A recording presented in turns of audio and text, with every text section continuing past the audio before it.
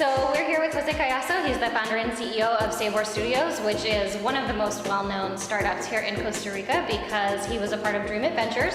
So it was the first company to be incubated outside of Costa Rica. Also one of the first companies here in Costa Rica to be able to raise money through crowdfunding.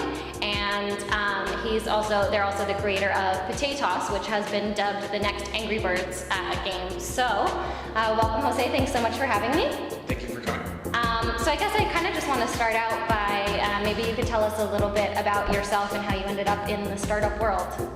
It is a funny story on the fact that I didn't set out to be an entrepreneur when we started with this idea. So started who was my co-founder and me, we came up with the idea for Pota-toss. We started developing sort of the concept and the art and the graphics and the look and how it would be played. And we figured that Kickstarter would be a great option to not only promote it, but to just figure out if it was viable and if people would want to play it and people would want to pay for it. Kickstarter was both a fundraiser and a validation kind of thing. And the idea was to see what was the potential of the game. And we were really surprised when we had the article at Techcrunch and the whole buzz and the whole next Angry Birds thing, which we of course never expected.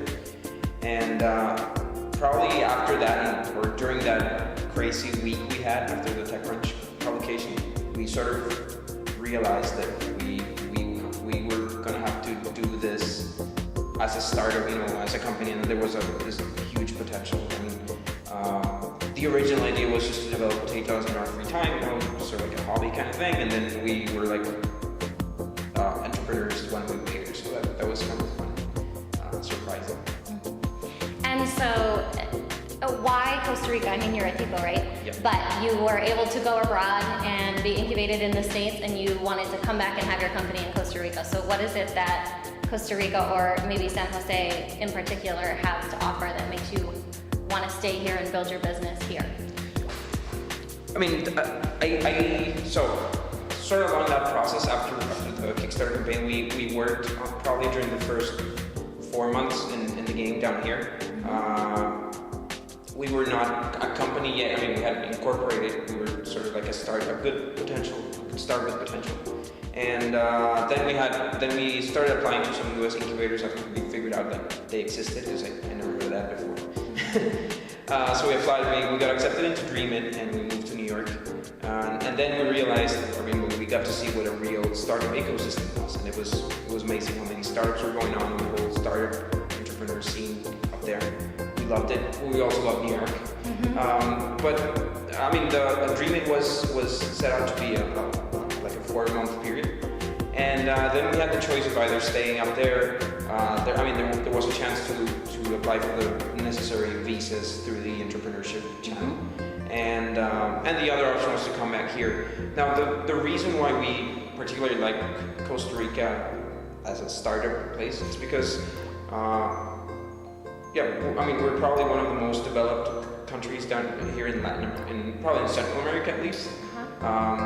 And I think that there's a lot of potential and there's a lot of talent down here, both for iOS developers, for creative people, for graphic designers, or whatever a startup might need.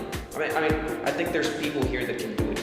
It's just that there's not a startup culture yet. It's developing and growing, but there isn't that culture yet. Still, the biggest differentiator, and I think that was something that was part of our pitch to investors as part of the Dreamit program, is that there's a lot of people down here in Costa Rica that can do it, and a startup can function down here for a fraction of the price of what it would cost in New York. So why not do it here if we're so close? And that's kind of the thing. We're really close. We're a 3-hour flight away from the States. So it's I think it's like a good extension, and it's a good place just to begin a startup community. And we're happy to say that since we came back, now that we're more involved in the whole startup scene, we've seen it growing a lot in the last year, or even more in the last 6 months. So there's a lot of people doing startups, and we are thrilled to be a part of that. And even though we're probably among the youngest people doing startups. We have had that huge experience up in New York and Dreamit. So we like to be sort of like a helping hand if anyone might need it, advice or whatever. So you mentioned that when you got to New York, you got to see what a real startup community was like, and that there isn't necessarily a huge startup community here in Costa Rica just yet. Can you elaborate a bit about what you mean by that, what some of the differences are between the startup ecosystems in the US and in Costa Rica? I think that there may be many root reasons about that. For instance, finding a job in New York is really, really hard for anyone, even if you have a master's degree or whatever. So I guess that's one of the reasons why people would figure out, hey, let's do a startup and just do my own thing. Maybe not always by choice. So maybe sometimes they don't have another choice. But anyway, you see a lot of people that is involved in the startup community. You see a lot of co-working spaces, and for instance, GA, which is probably one of the most popular ones. What they do is they hold a happy hour every Friday. So it's the dumbest thing. Is just they just buy a lot of beer. And you can come and drink free beer, and everyone likes free beer, of course. Yeah. So it becomes like this huge core of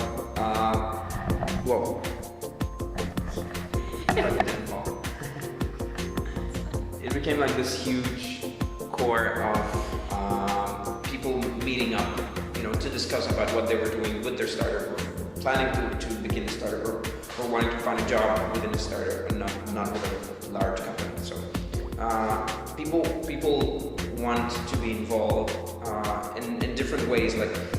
Some people are founders, and what they want to do is just come up with good, cool ideas and just develop them. And some people not necessarily want to come up with good ideas, they just want to work for a startup, which is so different from, than working for a company. So there's a big added value in that. So this GA happy hour every Friday, it gathered maybe 200 people in their offices. And you got to know what everyone was doing, help out, recommend people, recommend tools, recommend other startups that could help. And that's probably what we're trying to do here in a way.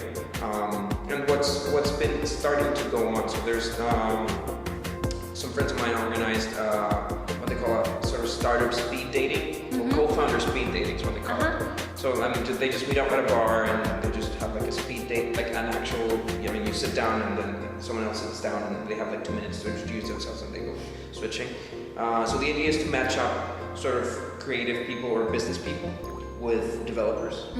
That's usually the right combination for a startup. Right. And just start creating. And start generating ideas. Out of that. So that's the whole thing. Probably another reason or another mentality that probably New York has much more developed than Costa Rica is that there's a value of working for a startup, because the startup has a huge potential of going huge at some point. And some people would just want to do an internship on a startup because it's a great experience, or they understand that a startup is, that the potential of a startup sort of makes up for not being paid what you would be paid on a larger company. So people understand that very clearly out there. That's something that it's a little bit harder to understand here.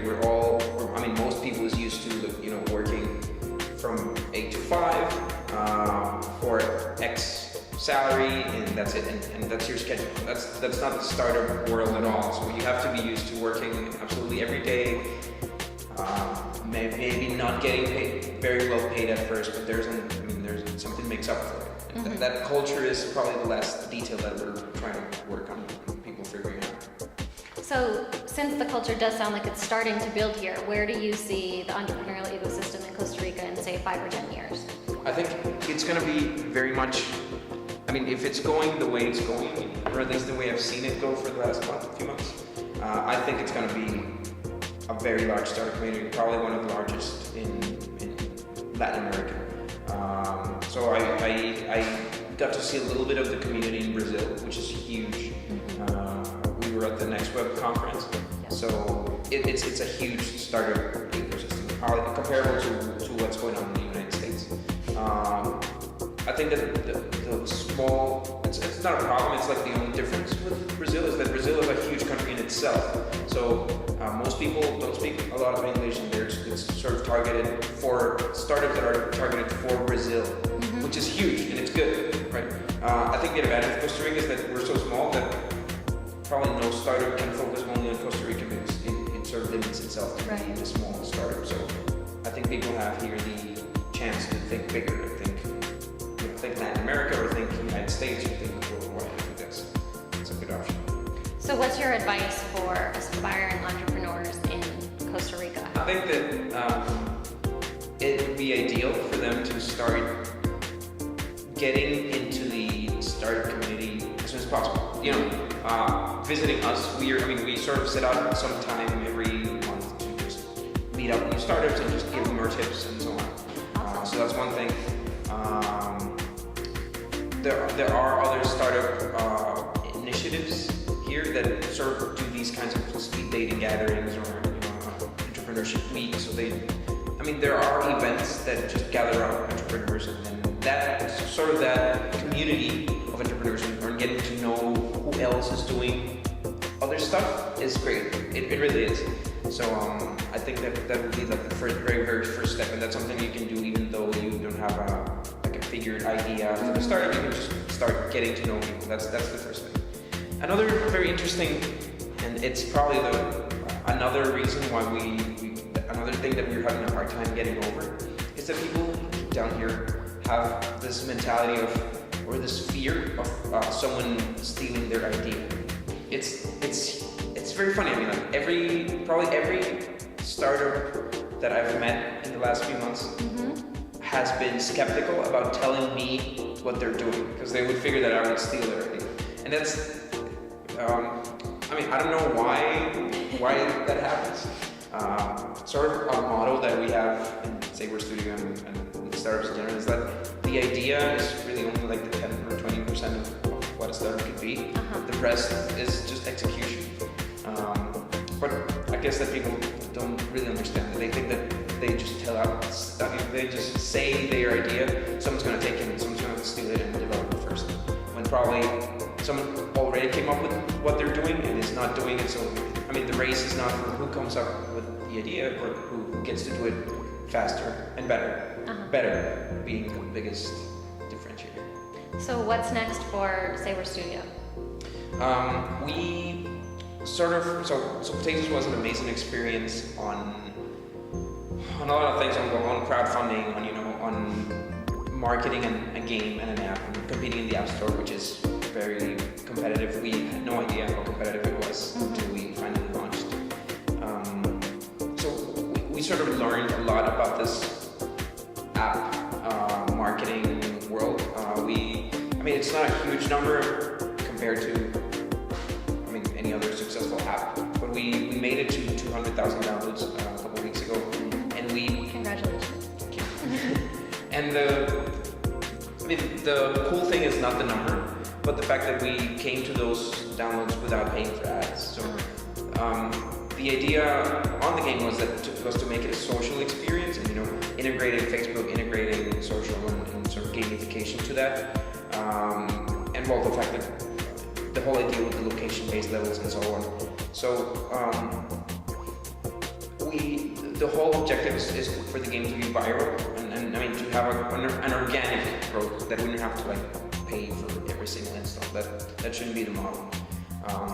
So that's probably our biggest achievement. And what we're doing now is sort of taking that knowledge that we got, that probably down here nobody else has, on how to market something hugely online, and sort of developing sort of marketing campaigns or marketing concepts or marketing creativity for other companies.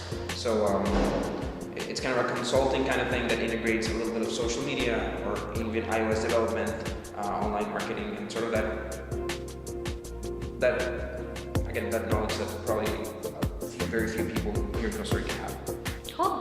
Well, thank you so much for letting me pick your brain, and best of luck with Sabor Studios' future. Really If appreciate you it. find Thank this you. video helpful or fun, then share it with a friend who you think would benefit from the dish. And don't forget to follow me on Twitter and Facebook and subscribe to my channel on YouTube so you never miss any of the latest tips, tricks, and tutorials to help your business grow. And you get to see my adventures through the wide world of entrepreneurship and how I use the freedom running my own business gives me. Also, remember to head over to catecosta.com so you can get in on the conversation about how to build your business to success so you can live your life your way.